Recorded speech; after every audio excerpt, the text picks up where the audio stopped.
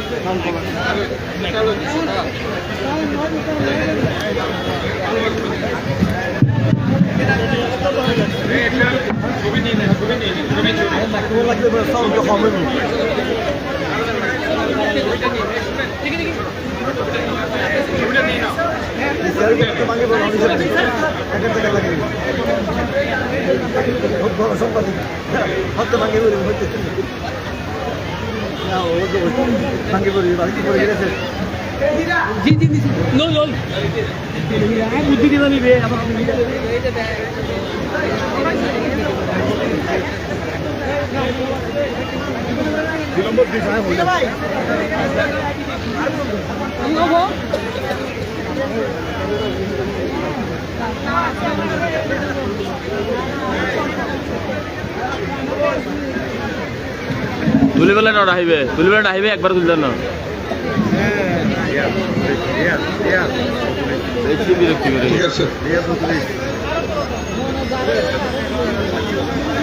এই তোমরা একটু সরো, এখানে একটা এক সাইডে যাও, ওরা দেখতে পাচ্ছি না। বিসমিল্লাহির রহমানির রহিম। অমর 21 বইমেলা 2025 আয়োজনে চট্টগ্রাম সিটি কর্পোরেশন আজকের এই বইমেলা সম্পর্কিত আলোচনা সভার সভাপতি আমার অত্যন্ত প্রিয় আমার ছোট ভাই, চট্টগ্রামের রাজনীতিতে বিগত বৎসরগুলোতে আমার সাথে খুব ঘনিষ্ঠভাবে যিনি কাজ করেছেন, মহানগরের সাধারণ সম্পাদক হিসাবে আন্দোলন সংগ্রামের অন্যতম সাহসী সৈনিক এবং যাকে আমরা আগে জনতার মেয়র বলতাম, সে এখনো জনতার মেয়রই আছে, শুধুমাত্র দায়িত্বটা পেয়েছে। এতদিন ভোট চুরির প্রকল্পের শিকার হিসাবে সেই দায়িত্ব সে পায়নি বিগত দিনে, এখন পেয়েছে। চট্টগ্রামবাসী একজন সত্যিকার অর্থে তাদের নির্বাচিত প্রতিনিধির দেখতে সক্ষম হচ্ছে আজকের এই দিনে। ডক্টর সাদেক হোসেন উপস্থিত আছেন। আজকের অনুষ্ঠানের অংশগ্রহণকারী যারা আছেন, সবাই নাম বলছি না সময়ের অভাবে। আমাদের আবার আরো দুটি অনুষ্ঠান আছে, আবার আমাকে ঢাকার পথে রওনা হতে হবে একটু পরে। প্রতিমন্ডলী, সালাম আলাইকুম। বইমেলা কি জিনিসটা আমি ভুলেই গেছি, কারণ বিগত দিনে বইমেলা বলতে যেটা বোঝাতো সেটা হচ্ছে একটি দলের প্রতিষ্ঠাকারী, তার মেয়ে, তার পরিবার, তার আত্মীয় স্বজন, তাদের চিন্তা ভাবনা দর্শন প্রতিফলিত হতো সেই বইমেলাগুলোতে। এমনকি আমার সামনে যারা শিক্ষার্থীরা বসে আছে স্কুলের, তাদেরকেও সেই যাতনা পোহাতে হয়েছে। বাধ্য হয়ে তাদের লেখাপড়ার অংশ হিসাবে, কারিকুলামের অংশ হিসাবে তাদেরকে বাধ্য করা হয়েছে। তার বাবা, তার পরিবার, তাদের দর্শন, তাদের ভাবনা, তাদের চিন্তা কারিকুলামের মাধ্যমে পড়তে শিখতে বাধ্য করা হয়েছে। এর বাইরে ভিন্ন মত, ভিন্ন পথের কেউ যদি তাদের লেখার মাধ্যমে সেটা প্রকাশ পেত, তাদেরকে মিথ্যা মামলার শিকার হতে হতো, তাদেরকে জেলে যেতে হতো, তাদেরকে চাকরিচ্যুত করা হতো এবং তাদের বিরুদ্ধে নিষেধাজ্ঞা করা হতো বিভিন্নভাবে। সুতরাং বই মেলাতে যে বাংলাদেশের লেখকদের, বিদেশি লেখকদের চিন্তার, ভাবনার, দর্শনের যে প্রতিফলন, যেখান থেকে আমাদের শিক্ষার্থীরা, যেখান থেকে আমাদের শিক্ষকরা, যেখান থেকে নাগরিকরা সঠিকভাবে শিক্ষিত হতে পারে, জানতে পারে, বুঝতে পারে, সুশিক্ষিত নাগরিক হতে পারে, সেই সুযোগ বিগত দিনে তারা পায়নি। কারণ বইমেলা হচ্ছে সবচেয়ে বড় একটা উন্মুক্ত পরিবেশ, যেখানে জনগণের ভাবনার প্রতিফলন হয়, যেখানে দর্শন উঠে আসে, বিভিন্ন দর্শন, একটি দর্শন না, বিভিন্ন চিন্তা, বিভিন্ন ভাবনা, সবকিছু বই মেলার মাধ্যমে উঠে আসে এবং নাগরিকদের সেই বিভিন্ন চিন্তা, বিভিন্ন ভাবনা, বিভিন্ন দর্শন তারা যখন পড়ার সুযোগ থাকে উন্মুক্ত পরিবেশে, বিনা বাধায়, বিনা দ্বন্দ্বে, তখন নাগরিকের চিন্তার বিকাশ ঘটে। যে দেশে নাগরিকের চিন্তার বিকাশ ঘটবে না, যে দেশে শিক্ষার্থীদের চিন্তার বিকাশ ঘটবে না, সেই দেশ জাতি হিসাবে কোনোদিন এগিয়ে যেতে পারবে। এবং জাতি হিসাবে আমাদের সকলকে বিগত বৎসরগুলোতে বাক্সবন্দি করে রাখা হয়েছে। ওই বাক্সবন্দি থেকে বের হয়ে চিন্তা করার, ভাবনা করার, বোঝার সেই সুযোগ তারা পায়নি। আমরা চাই না বাংলাদেশে আর কোনোদিন কোনো একটি বিশেষ দর্শন, কোনো একটা বিশেষ চিন্তা, কোনো একটা বিশেষ ভাবনা, কোনো একটি বিশেষ পরিবার বাংলাদেশের মনোজগতে এককভাবে প্রবেশ করতে যাতে না পারে, সেটাকে আমরা আগামী দিনে মাথায় রাখতে হবে। আমরা যদি আবার তাদের পথে চলি, তাহলে যেই বাংলাদেশের স্বপ্ন জিয়াউর রহমান সাহেব দেখে গেছেন, আমাদের দেশনেত্রী বেগম খালেদা দেখেছেন, জনাব তারেক রহমান সাহেব দেখছেন, সেই বাংলাদেশ কিন্তু আমরা করতে পারবো না। বাংলাদেশের মানুষের আমি এই কথাটা প্রতিনিয়ত বলি, শেখ হাসিনা পলায়ন করার পরে বাংলাদেশের মানুষের মনোজগতে বিশাল পরিবর্তন এসেছে। বাংলাদেশের মানুষের চিন্তা, ভাবনা, দর্শন, সৃজনশীলতা, এটা এখন উন্মুক্ত অবস্থায় আছে।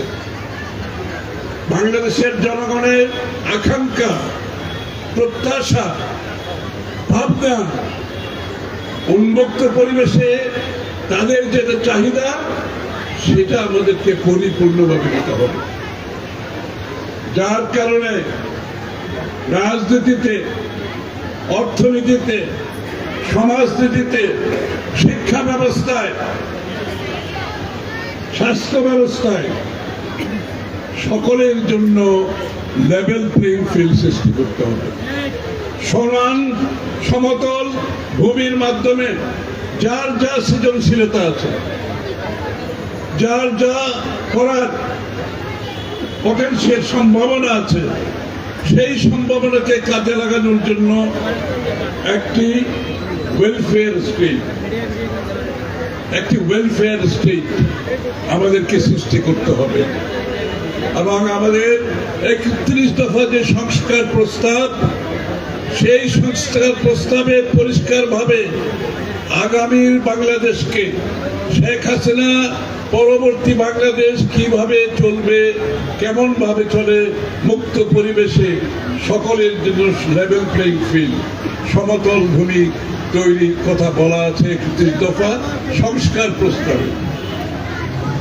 আমরা জাতির কাছে প্রতিজ্ঞাবদ্ধ, আগামী দিনে নির্বাচনে জয়ী হতে পারলে বিএনপি এবং আমাদের জোটগতভাবে আমরা যারা আন্দোলন করেছি স্বৈরাচারের বিরুদ্ধে, আমরা যারা আন্দোলন করেছি ফ্যাসিস্টের বিরুদ্ধে, একটি নতুন বাংলাদেশের স্বপ্ন দেখার জন্য আমরা সবাই মিলে এই 31 দফা সংস্কার প্রস্তাব আগামী নির্বাচনের পরে জাতীয় সরকার গঠন করে, বিএনপি একা নয়, জাতীয় সরকার গঠন করে আমরা যারা সম্মিলিতভাবে 31 দফা প্রণয়ন করেছি, আমরা সবাই মিলে সেটা বাস্তবায়ন করব। সুতরাং সংস্কারের গল্প আমাদেরকে বলার দরকার নেই। সংস্কারের গল্প যারা নতুন নতুন সংস্কার শিখেছে সেটা তাদের মধ্যে, আপনাদের মধ্যে, নিজেদের মধ্যে রেখে দেন। 6 বছর 7 বছর আগে দেশনেত্রী বেগম খালেদা জিয়া ভিশন 2030 মাধ্যমে সংস্কার প্রস্তাব দিয়েছে। 1.5 বছর আগে তারেক রহমান সাহেবের নেতৃত্বে সম্মিলিতভাবে বিএনপি সহ যুগপৎ আন্দোলনে যারা রাস্তায় আন্দোলন করেছে সবাই মিলে 31 দফা সংস্কার প্রস্তাব প্রণয়ন করেছে। 31 দফা আকাশ থেকে পড়ে নাই। 31 দফা প্রণয়নে অনেক আলাপ হয়েছে, অনেক বিতর্ক হয়েছে, অনেক পরিবর্তন আনা হয়েছে। তারপর ঐক্যমতের পরিপ্রেক্ষিতে আমরা 31 দফা প্রণয়ন করেছি আগামীর বাংলাদেশের সকলের জন্য, ছাত্র ছাত্রী থেকে শুরু করে তাদের পরিবারের জন্য, দেশের নাগরিকদের জন্য, ব্যবসায়ীদের জন্য, পেশাজীবীদের জন্য, শ্রমিকদের জন্য, কৃষকের জন্য, সকলের আগামী দিনের জীবনের পরিবর্তনের যে বার্তা, সেই বার্তা দেওয়া হয়েছে 31 দফা সংস্কার করতে হবে। এই বার্তা নিয়ে আমরা এখন বাংলাদেশের প্রতিটি অঞ্চলে ঘুরে বেড়াচ্ছি, মানুষের ঘরে ঘরে যাচ্ছি, প্রতিটি জেলায় যাচ্ছি। 31 দফার সংস্কার যেহেতু আমরা প্রতিজ্ঞাবদ্ধ, যেহেতু আমরা করতে যাচ্ছি, জনগণের মতামতের পরিপ্রেক্ষিতে করতে হবে। আর সংস্কার কোনো ব্যক্তির বিষয় নয়, কোনো গোষ্ঠীর বিষয় নয়। সংস্কার করবে বাংলাদেশের জনগণের মতামতের পরিপ্রেক্ষিতে। 31 দফার জন্য আমরা জনগণের কাছে যেতে হবে। জনগণ যখন এটা 31 দফাকে আমাদের যদি ভোট দিয়ে 31 দফার প্রতি সমর্থন জানাই, তখন আমরা 31 দফা বাস্তবায়ন করতে পারবো। এখন যারা সংস্কারের কথা বলছে তাদের কাছে কোন ম্যান্ডেট আছে, তাদের প্রতি কার সমর্থন আছে, তাদেরকে কে বলেছে? হ্যাঁ, আপনারা প্রণয়ন করুন, কমিশন হয়েছে, ভালো কথা। এইগুলো আমরা সব আগামী সংসদে প্রস্তাবগুলো পেশ করি। আপনারা কষ্ট করে করেছেন, অনেক ধন্যবাদ। আপনারা সংস্কারগুলি প্রস্তাব করেছেন, কমিশন করেছেন, এইগুলো আগামী সংসদে আমরা পেশ করব। সংসদে আলোচনা হবে, 31 দফাও সংসদে আলোচনা হবে। 31 দফা যে আমরা বলেছি আর হয়ে যাবে তা না, সংসদে আলোচিত হবে। তাদের প্রস্তাব, তারা যদি কেউ রিকমেন্ড করতে চায়, অন্য দলের কেউ যদি কিছু আনতে চায়, সেটাও সংসদে প্রস্তাব করবে। কারণ আমরা গণতান্ত্রিক অর্ডার দেশে ফিরিয়ে আনতে চাই। জনগণের চিন্তার প্রতিফলন রাষ্ট্র পরিচালনায়, দৈনন্দিন জীবনে আপনাকে করতে হবে। আগের মতো দেশ পরিচালনা করা যাবে না। নতুন ভাবনা, নতুন চিন্তায় যে বাংলাদেশ গড়ার প্রত্যয় আমরা নিয়েছি, সেই বাংলাদেশ হবে ভিন্ন বাংলাদেশ। বিগত দিনের ভুল ত্রুটি সবকিছু মুছে দিয়ে আগামীর বাংলাদেশ একটা নতুন বাংলাদেশ, জনগণের প্রত্যাশা অনুযায়ী চিন্তার প্রতিফলন আমাদেরকে করাতে হবে। সুতরাং আজকের বইমেলা থেকে যেটা আমি সবাইকে বলবো, আপনারা সকলে যে উন্মুক্ত পরিবেশে লেখাপড়ার সুযোগ আমাদেরকে নিশ্চিত করতে হবে। একটা বিষয় আমি বলছি যে আমাদের দেশের যে লেখাগুলো আছে সবগুলোর ব্যাপারে আমাদেরকে তাদেরকে সমর্থন দিতে হবে। লেখক সমিতি যারা আছে, লেখক যারা আছে, তাদেরকে প্রপার সম্মান জানাতে হবে। বাংলাদেশে শিক্ষিত মানুষ, লেখক, তাদের জন্য আমাদের জায়গা করে দিতে হবে।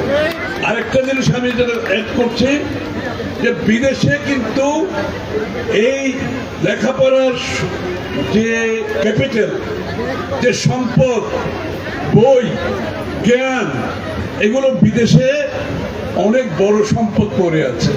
এগুলো যদি বাংলাদেশের মানুষকে আমরা দিতে চাই আমাদের বইয়ের মাধ্যমে, লেখনের মাধ্যমে, তাহলে আমরা অন্য ভাষা থেকে অনুবাদ করার জন্য একটা বিশেষ একটি সংস্থা করতে হবে। অনুবাদ করার জন্য সঠিকভাবে সরকারের পক্ষ থেকে সিটি কর্পোরেশনের মেয়র আমি সারাদাতকে বলতে চাই যে ট্রান্সলেট করার জন্য, অনুবাদ করার জন্য একটা আলাদা গ্রুপ আমাদের বাংলা একাডেমিতে হোক, সিটি কর্পোরেশনে হোক, ট্রান্সলেশনের জন্য। আদারওয়াইজ বিদেশের যে সম্পদ, যে লেখা, যে উন্নত মানের চিন্তা আছে, এগুলো আমরা কিন্তু অনুবাদ করে যদি আমাদের জনগণের কাছে পৌঁছে দিতে না পারি, আমরা শুধু সীমিতভাবে লেখাপড়া, আমাদের যে সীমিত জ্ঞানের মধ্যে থেকে যাব। জ্ঞানের পরিধি বাড়াতে হলে বিদেশের যে বিশাল সম্পদ আছে লেখার মধ্যে, সেই সম্পদ আনতে হলে আমাদের বঙ্গানুবাদ অর্থাৎ ট্রান্সলেশন করার জন্য সক্ষমতা থাকতে হবে, সঠিক ট্রান্সলেশনের সক্ষমতা থাকতে হবে। সেটা ল বই হোক, ডাক্তারি হোক, আপনার লিটারেচার হোক, সেটা যে কোনো কিছু হোক, সব কিছুতে আমাদেরকে বঙ্গানুবাদ করার জন্য একটা সক্রিয়, একটি এফিসিয়েন্ট একটি বঙ্গানুবাদ করার ডিপার্টমেন্ট করতে হবে। আজকের অনুষ্ঠান থেকে আমি অনুরোধ জানাচ্ছি যাতে করে বিশ্বের যে সম্পদ, এটা আমাদের বাংলাদেশের মানুষ যাতে রিচ করতে পারে, যারা পড়তে পারে। সবাই তো ইংরেজি পড়তে পারবে না, কিন্তু সবাই যাতে জানতে পারে যে বিশ্বের যে লেখাগুলো বিভিন্নভাবে, এগুলো যাতে আমাদের মধ্যে করতে পারে। আমি ডক্টর শাহাদাতকে শুভেচ্ছা জানাচ্ছি তার দায়িত্ব পাওয়ার জন্য, এবং আমি তার ক্যাপাবিলিটি সম্বন্ধে আমি সজাগ আছি। শাহাদাত চট্টগ্রামের মানুষের যে চট্টগ্রাম করার যে স্বপ্ন, সত্যিকার অর্থে আমি নিশ্চিত শাহাদাত সেটা পূরণ করতে পারবে ইনশাআল্লাহ। আগামী দিনে সবাই সহযোগিতা করবেন। সমস্যা থাকবে, অনেক সমস্যা থাকবে, ও সব সমস্যার সমাধান দিতে পারবেন, এগুলো বুঝতে হবে। সুতরাং সহযোগিতা করতে হবে, ওর কাজে সহযোগিতা করবেন। আর আমরা দলীয়করণ এগুলো বিশ্বাস করি না, দলীয়করণের দরকার নেই। ও সঠিকভাবে নিরপেক্ষভাবে কাজ করুক, তাহলে বিএনপি লাভবান হবে, তাহলে বিএনপি লাভবান হবে। এই পরিবেশ সৃষ্টি করতে হবে। শেখ হাসিনার পথে হাঁটলে চলবে না, আওয়ামী লীগের পথে হাঁটলে চলবে না।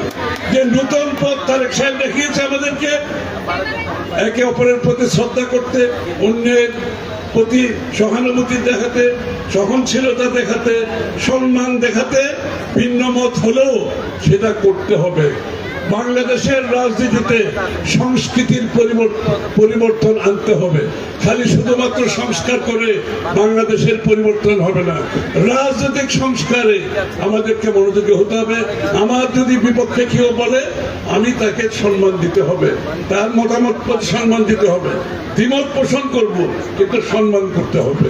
আমাদের নতুন সংস্কৃতি তারেক সাহেব আপনারা দেখতে পাচ্ছেন, ওনাকে যখন কার্টুনের মাধ্যমে সমালোচনা করেছেন, যে কার্টুনটা আপনারা দেখেছেন, তারেক সাহেবের সমালোচনা করে একটা কার্টুন ছাপানো হয়েছে।